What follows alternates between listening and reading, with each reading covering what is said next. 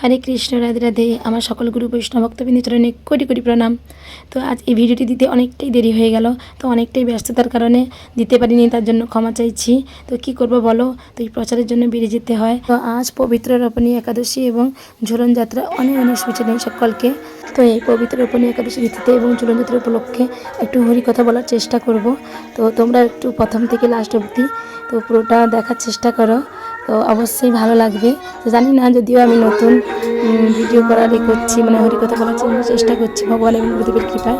তো সবাইকে এই যে প্রসাদের জন্য আমি ভোগের জন্য রান্না করছি, এই যে সাবুর পকোড়া আর সাবুর পোলাও হচ্ছে। তো অবশ্যই প্রথম থেকে লাস্ট অবধি দেখতে থাকো, ঠিক আছে? তো অবশ্যই কমেন্ট করে জানিও কেমন হলো। আর তো একাদশী মাহাত্ম্য, ভগবানের একটু হরিকথা গীতা পাঠ করব। তো যাতে ভিডিওটা বড় না হয় তার জন্য চেষ্টা করছি, যাতে শর্ট করার জন্য। তো 16 মিনিটের ভিডিও হয়েই গেল। তো আমার ভগবানকে দর্শন করো, গোপীসোনা, গিরিশোনা, রায়কিশোরী। তো সবাইকে দর্শন করো। এবারে সন্ধ্যা আরতি হবে। তো ভগবানকে এখনও ঝুলনে বসানো হয়নি, তো রেডি হচ্ছে প্রভু, এদিকে সমস্ত কিছু রেডি করছে। তো এই যে দোলনা রেডি হচ্ছে, তো এবারে ভগবানকে বসানোই হবে। তো এখন এই যে বসানো হয়ে যাবে, এই যে বসানো হয়ে গেছেই। তো এই যে আমার প্রভু সমস্ত কিছু সাজিয়েছে, আর আমি গোপীসোনা দিয়ে সাজিয়েছি, আর প্রভু এদিকে ঝুলনটা সাজিয়েছে। তো এবার সন্ধ্যা আরতি করবো, তোমরা সবাই দেখতে থাকো।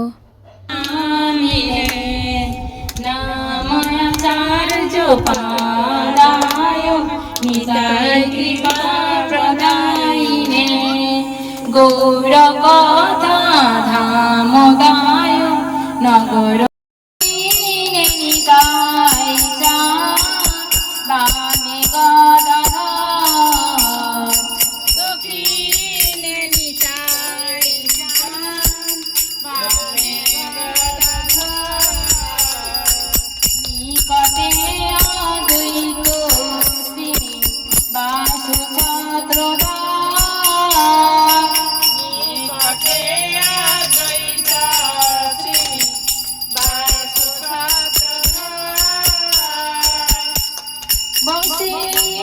আছে কোরা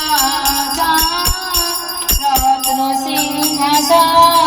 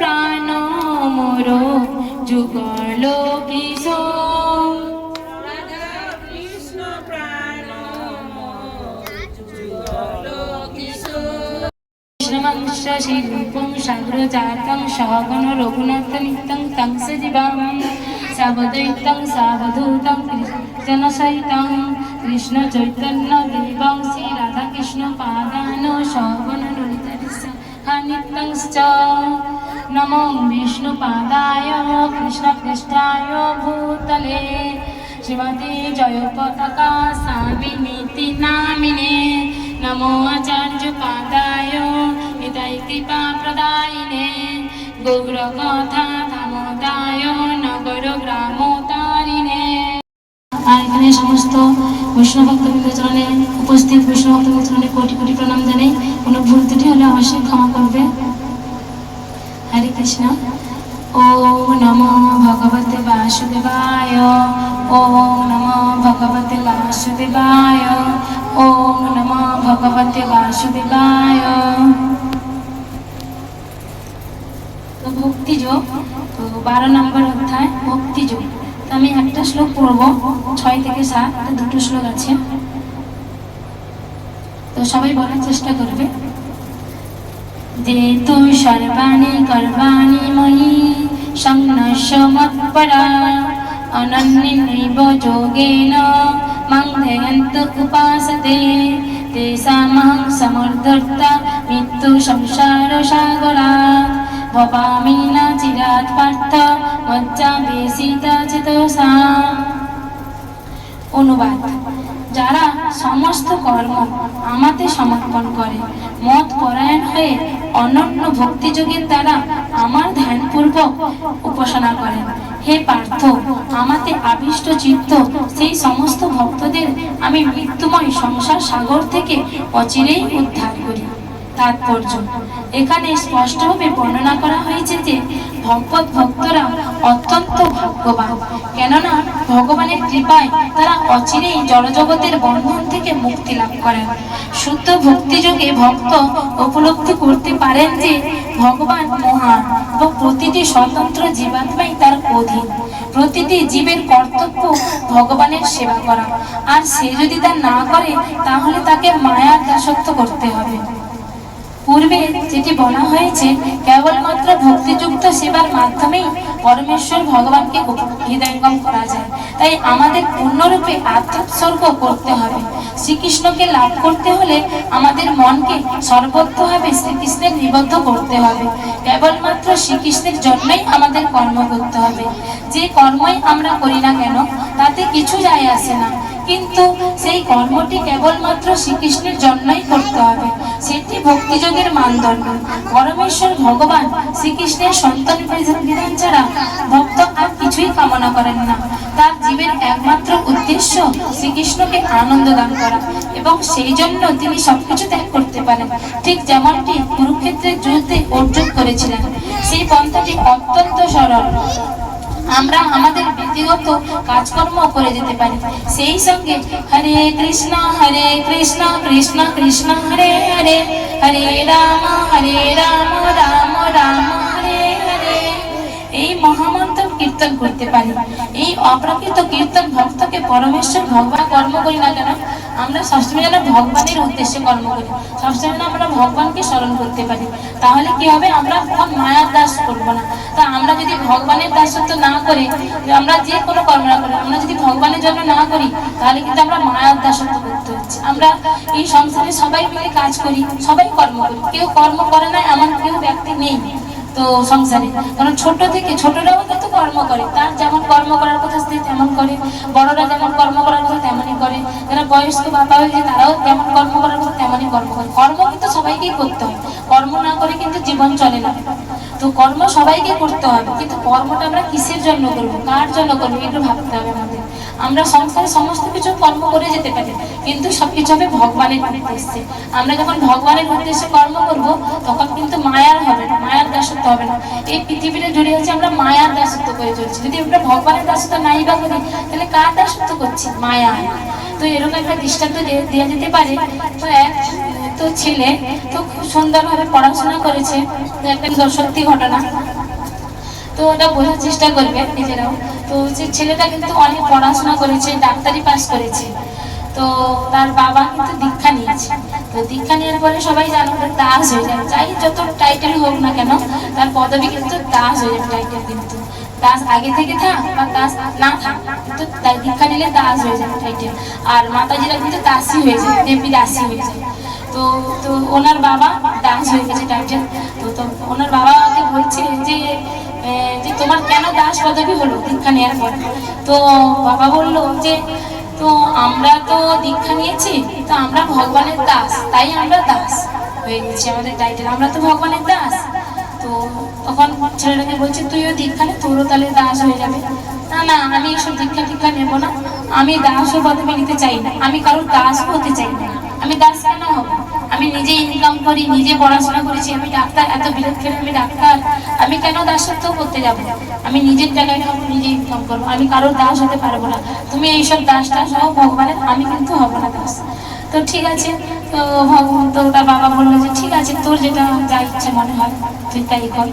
তো একদিন তো ওটা বিলেতফুলের ডাক্তার, তো উনি গ্রামে চেম্বার খুলেছে। তো চেম্বার খুলেছে খুব সুন্দর এসি রুম, মানে খুব ভালো কাঁচের, খুব মানে রুমটা বেশ ভালোই, বেশ সুন্দরভাবে করেছে। তো একদিন তো ডাক্তার যেরকম আসে, রোগীরা আসছেও। তো একদিন কি হয়েছে, এক রোগী পায়ে মানে কাঁটা, মানে অনেকটা কেটে গেছে, কেটে যাওয়ার জন্য তাকে ড্রেসিং করতে হবে। তো ওটা ডাক্তার তো হাত লাগানো, গ্লাভস করে এমনি কোনোরকম করে, মানে ভালোভাবে সেরকম পরিষ্কার করে, কোনোরকম করে ওষুধ দিয়েছে, কোনোরকম করে সে গ্লাভসে তেমন ভাবে কিছু করে, ওষুধ দিয়েছে, যেরকম লেখা লিখে দিয়েছে। তো আসার পরে কি হচ্ছে, সেটা রোগী কিন্তু ভালো হয়, ওষুধ কিন্তু ভালো হয়।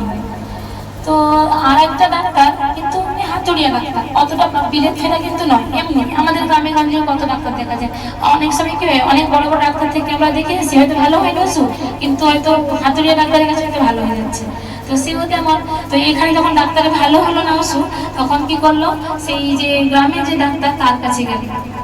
তো তার কাছে যাওয়ার পরে তো উনি কি করলেন, এই যে হাতুড়িয়া ডাক্তার যিনি গ্রামে বসেন, তো তিনি কি করলেন, তাকে সুন্দরভাবে হাতে ড্রেসিং করলেন, সুন্দরভাবে ডেটল দিয়ে, তুলা দিয়ে পরিষ্কার করে, গজকান দিয়ে ওষুধ লাগিয়ে, ব্যান্ডেজ করে সুন্দর করে অনেকটা সুন্দরভাবে মানে করেছে, সেবা করেছে, যত্ন নিয়ে ভালোবেসে সেবা করেছে।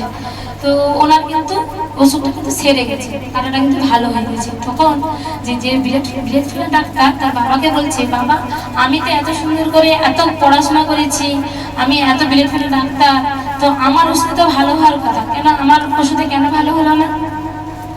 তো তো বাবা বলছে যে হ্যাঁ, তুই ওষুধ দিয়েছিস, সবই ঠিক করেছিস, কিন্তু তোর মধ্যে অহংকার আছে, তুই বিলেত ফেরা ডাক্তার বলে তোর মধ্যে অহংকার অনেক আছে, তুই কিন্তু ভালোবেসে তুই চিকিৎসা করিস নি, তুই মনে করছিস তুই ডাক্তার, তুই অহংকারে চিকিৎসা করেছিস, কিন্তু তাকে তুই ভালো করে হাত দিয়ে কিন্তু করিস নি, পেশেন্ট করিস নি, ভালোভাবে কিন্তু চিকিৎসা ভালোবেসে করিস নি, কিন্তু ও কিন্তু ভালোবেসে করেছে, নিজের মতো করে চিকিৎসা করেছে ভালোবেসে, তবেই তার হাতে সেটা ভালো হয়েছে, কিন্তু তোর হতে ভালো হয়নি।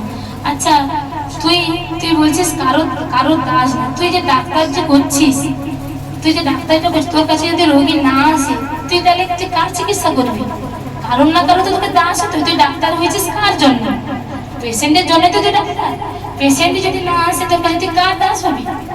তো সবারই কিন্তু দাস হতে হবে, কেউ শিক্ষকতা করুক, পড়াশোনা করুক, পড়াশোনা শিক্ষকতা হলে হয় না, ছাত্ররা এলেই তো তবে সে পড়াবে, তবেই তো সে, তো সবার না সবার দাস। যে পড়াশোনা যে শিক্ষক করছে শিক্ষকতা, যদি তার স্কুলে যদি কেউ ছাত্রছাত্রী না যায়, তাহলে সে কাকে পড়াবে? তো সবাইকে সবার দাস হতে হবে। তো এই যদি তুই ডাক্তারই হচ্ছিস, তোকেও একদম এরকম ভালো করে তোকে সেবা করতে, তবেই তুই তার দাস। তো তুই এই পৃথিবীতে তুই কারণ না কারো দাস হবি, তুই মায়ার দাসত্ব বল, ভগবানের দাসত্ব বল, কারণ না কারো তোকে দাস হতেই হবে। তুই এটা অস্বীকার করতে পারবি না যে তুই দাস না, তুই দেখ, তুই নিজেই দেখ, তোর কাছে যদি তোকে পেশেন্ট যদি না আসে, তাহলে তুই কার, তুই তাহলে কিসের জন্য তোর ডাক্তার?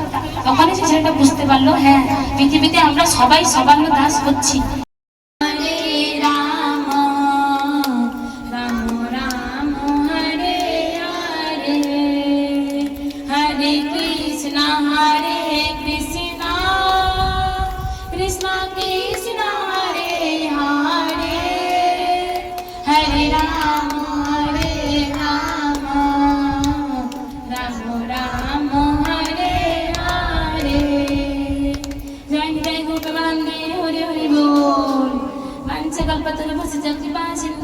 ভজ পতিতানাং পাবনেভ্যো বৈষ্ণবেভ্যো নমো নমঃ।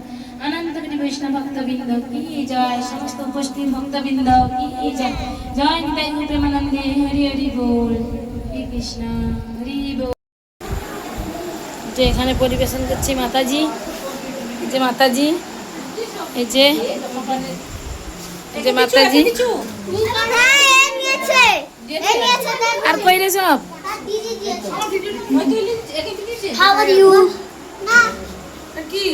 আচ্ছা এর জন্য দিবে না, রাজুদার জন্য।